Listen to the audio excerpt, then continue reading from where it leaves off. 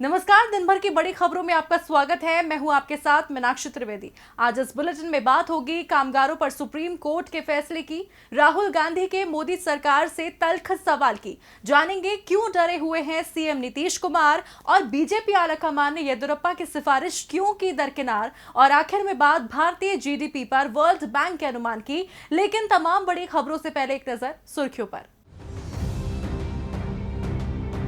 पूर्व वित्त मंत्री पी चिदंबरम ने केंद्र सरकार पर कसा तंज, कहा सरकार है गरीब, केंद्र को ज्यादा टैक्स की जरूरत, ईंधन की कीमतें 2 दिन में 2 बार बढ़ी।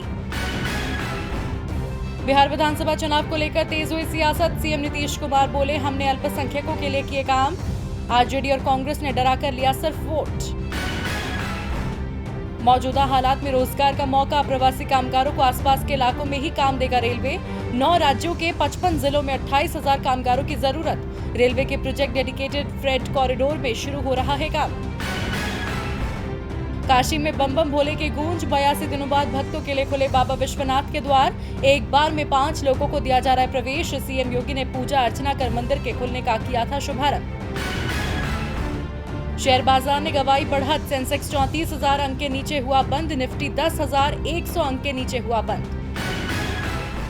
सुर्खियों के बाद अब बात आज की सबसे बड़ी खबर की। देश में प्रवासी कामगारों को लेकर पूर्णबंदी के दौरान जमकर सियासत हुई और आखिरकार मामला सुप्रीम कोर्ट पहुंच गया। जी हां, कामगारों की परेशानी के मद्देनजर कोर्ट में अहम सुनवाई के बाद आज फैसला सुनाया गया। आज कोर्ट के फैसले पर चर्चा के लिए हमारे साथ मौजूद है राजीव जी। लेकिन राजीव जी का रुख करने से पहले इस रिपोर्ट में देखिए आज सुप्रीम कोर्ट के फैसले में क्या रहा खास।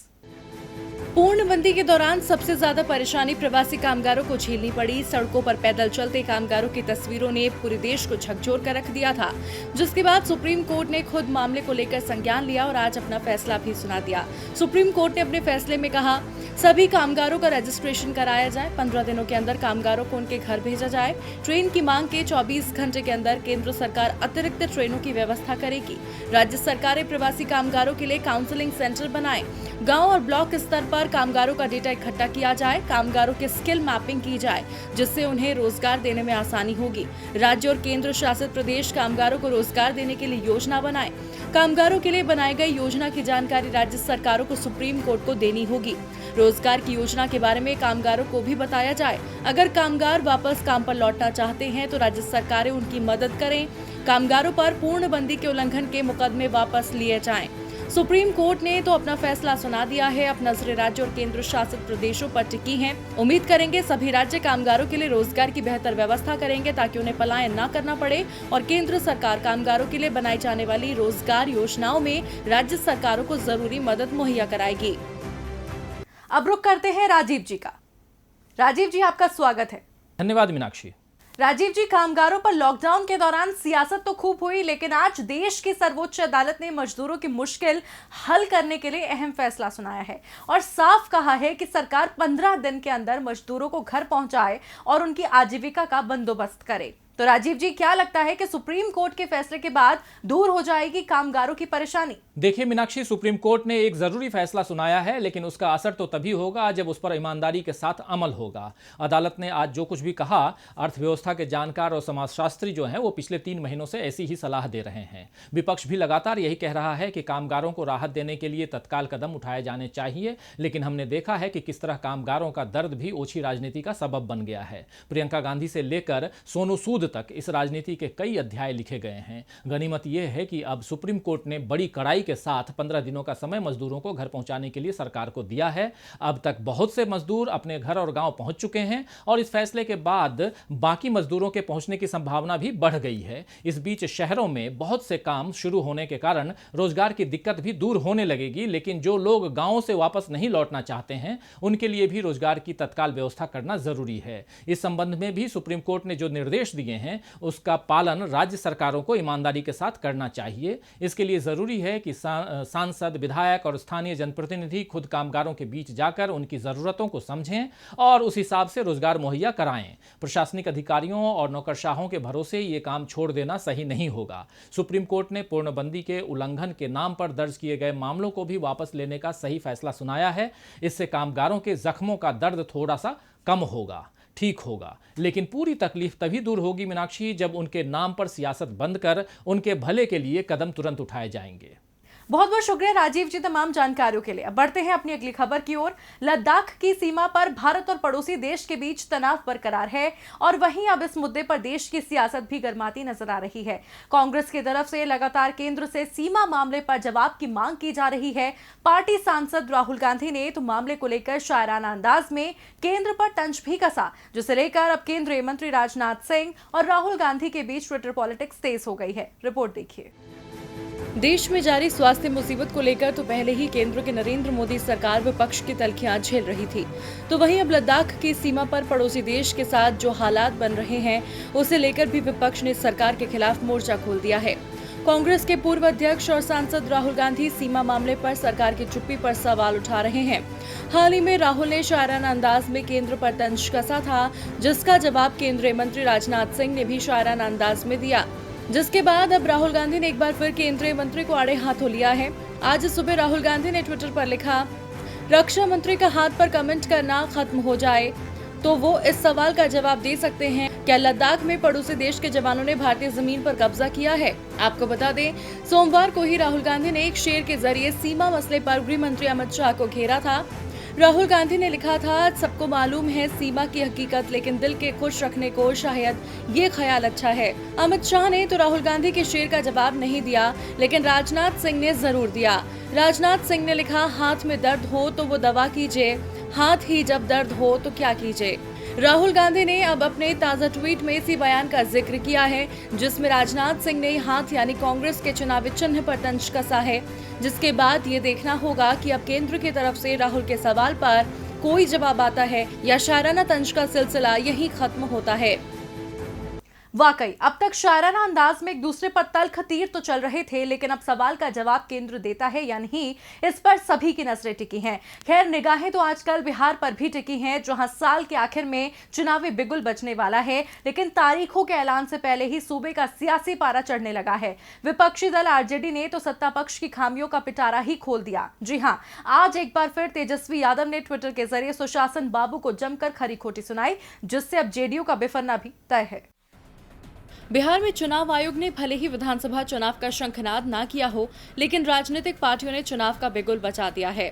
सोशल मीडिया के जरिए तो पहले से ही एक दूसरे को घेरने का सिलसिला जारी था, तो वहीं केंद्रीय गृह मंत्री ने भी वर्चुअल रैली के साथ बीजेपी की तैयारी के बारे में विपक्ष को बता दिया। लेकिन विपक्ष भी कई मुद्दों को लेकर सत्ताधारी गठबंधन पर बरसने का कोई मौका नहीं छोड़ना चाहता, लिहाजा राष्ट्रीय जनता दल की तरफ से नीतीश सरकार को घेरने का सिलसिला लगातार जारी है। इसी कड़ी में आरजेडी अध्यक्ष लालू प्रसाद यादव के नीतीश सरकार को घेरने के एक दिन बाद तेजस्वी यादव ने बिहार के मुख्यमंत्री नीतीश कुमार पर कटाक्ष करते हुए 2 ट्वीट किए हैं। पहले ट्वीट में तेजस्वी ने लिखा, इस मुसीबत की घड़ी में स्वास्थ्य व्यवस्था, गरीबों, श्रमिकों की स्थिति जानने और राज्यवासियों की हौसला अफजाई करने के लिए पिछले 84 दिन से आप घर से बाहर नहीं निकले हैं। आप ऐसा करने वाले देश के अकेले सीएम हैं। अगर कोई डर है तो आगे आगे मैं आपके साथ चलूंगा, लेकिन अब तो निकलिए। तेजस्वी के तल्ख तेवर यही नहीं रुके, उन्होंने एक और ट्वीट किया और सुशासन बाबू को जमकर आड़े हाथों लिया। तेजस्वी ने कहा, देशवासी कह रहे हैं बिहार के सीएम को डर लगता है। सरकारी मशीनरी और संसाधनों का दुरुपयोग करते हुए आप प्रतिदिन घंटों अपने नेताओं से वीडियो कॉन्फ्रेंस करते हैं, लेकिन आम जनता को आपने पूछा तक नहीं। पृथक केंद्रों में आपने जनता की क्या दुर्गति की है, ये किसी से छुपा नहीं है। अब तो जागिए। आपको बता दें, इससे पहले लालू यादव ने बिना नाम लिए नीतीश को 83 दिन तक घर से बाहर न निकलने वाला मुख्यमंत्री बताया था। साथ ही उन्होंने कहा कि आने वाले चुनाव जनता मझधार में छोड़कर भागने वाले मुख्यमंत्री का हिसाब करेगी। लालू के इस ट्वीट पर जेडीयू और बीजेपी के नेताओं ने प्रतिक्रिया देते हुए इसे गलत जानकारी फैलाने वाला बताया और आज तेजस्वी ने फिर सुशासन बाबू को आड़े हाथों ले लिया। अब चुनाव की तैयारियां होंगी तो बयानबाजी होना तो लाजमी है, मगर देखना ये होगा इस बयानबाजी का फायदा किसे मिलता है। अब जहां बिहार में विपक्षी दल के तेवर सत्ताधारी गठबंधन की मुसीबत बढ़ा रहा है, तो वहीं कर्नाटक में तो राज्यसभा चुनाव को लेकर पार्टी के अंतर कलह ही बीजेपी की परेशानी में इजाफा कर रही है। जी हां, दरअसल बीजेपी आलाकमान ने बीएस येदियुरप्पा के सुझाए नामों को दरकिनार कर नए प्रत्याशियों के नाम का ऐलान किया, जिससे बीजेपी में अंतर कलह के संकेत मुखर होने लगे हैं। भारतीय जनता पार्टी भले ही बाकी राज्यों में राज्यसभा चुनाव को लेकर दूसरे दलों में फूट डालने में जुटी हो, लेकिन कर्नाटक में तो पार्टी में अंतर्कलह के सुर सुनाई देने लगे हैं। दरअसल यहां 19 जून को होने वाले राज्यसभा चुनाव के लिए बीजेपी ने कमर कस ली है। इसके तहत पार्टी अपने उम्मीदवारों के नामों की घोषणा भी कर रही है।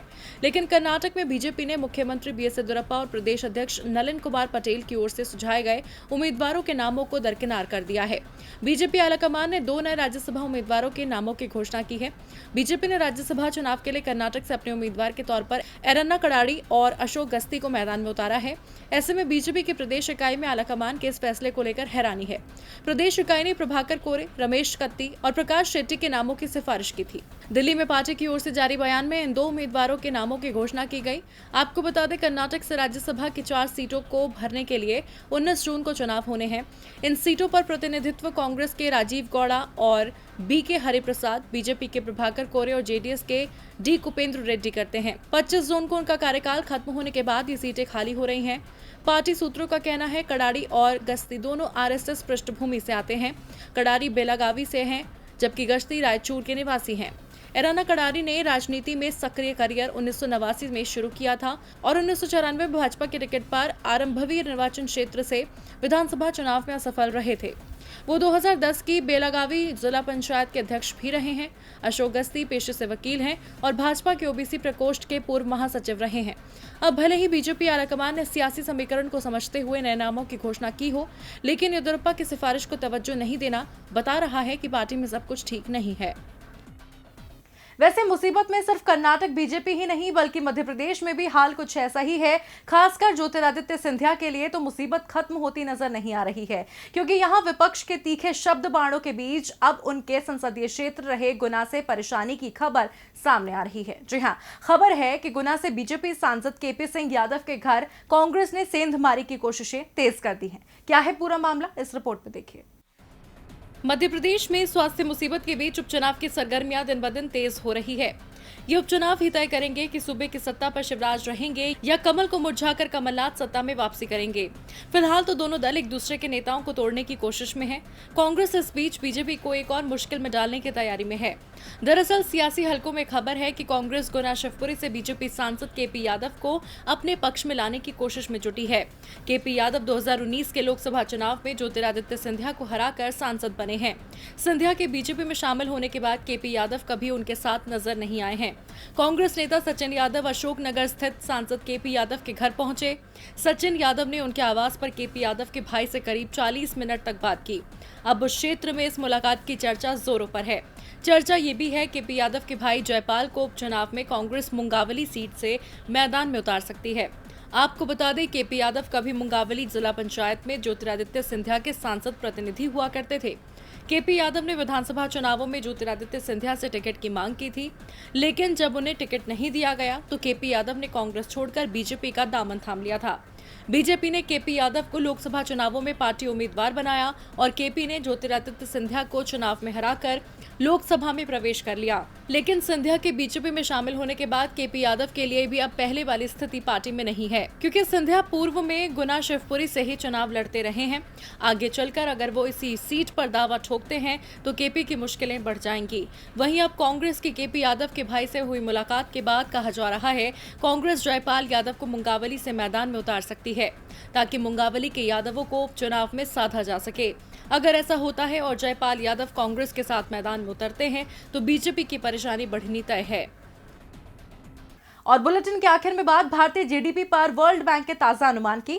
दुनिया भर में फैली स्वास्थ्य परेशानी ने विश्व स्तर पर अर्थव्यवस्था को बहुत नीचे गिरा दिया है। ऐसे में विश्व बैंक ने भारत की अर्थव्यवस्था को लेकर अनुमान लगाया है, जो भारत के लिए अच्छी खबर नहीं है। लगातार गोते खा रही अर्थव्यवस्था भारत के लिए बड़ी परेशानी का सबब बनी हुई है और वर्तमान स्वास्थ्य हालात में देश की अर्थव्यवस्था पूरी तरह से हिल चुकी है। देश की माली हालत पर विश्व बैंक का मानना है चालू वित्त वर्ष में भारत की अर्थव्यवस्था 3.2% से कुड़ जाएगी। विश्व बैंक का कहना है भारत में कई चरणों में लगे लॉकडाउन के कारण भारतीय अर्थव्यवस्था पर जबरदस्त असर पड़ा है। विश्व बैंक के अनुमान के मुताबिक भारत में जीडीपी ग्रोथ -3.2% चली जाएगी। विश्व बैंक ने भारत को लेकर अनुमान पेश करते हुए 9% की कटौती कर दी, जिसमें ये कहा गया कि 2021 में ये बाउंस बैक करेगी। 2019-20 की बात करें तो इसमें भारत की विकास दर 4.2% रह गई। वहीं 2020-21 में 3.2% तक घटने का अनुमान है। विश्व बैंक की ग्लोबल इकोनॉमिक प्रॉस्पेक्ट रिपोर्ट में कहा गया है देश में लॉकडाउन के कुछ ही दिनों में कारोबारी गतिविधियां एकदम रुक गई जिसकी वजह से अर्थव्यवस्था को काफी नुकसान पहुंचेगा। आपको बता दें, सिर्फ विश्व बैंक ही नहीं, कई वैश्विक एजेंसियों ने भारत की वृद्धि दर में गिरावट का अनुमान लगाया है। हाल ही में रेटिंग एजेंसी फिच रेटिंग ने भारतीय अर्थव्यवस्था को लेकर कहा था, वित्तीय वर्ष 2020-21 में जीडीपी में 5% की गिरावट आएगी। इसके अलावा रेटिंग एजेंसी क्रिसिल ने तो आगाह किया कि भारत में आजादी के बाद चौथी सबसे बुरी मंदी आने वाली है। फिलहाल दिन भर की बड़ी खबरों में इतना ही। आप देखते रहिए डीबी लाइव। नमस्कार।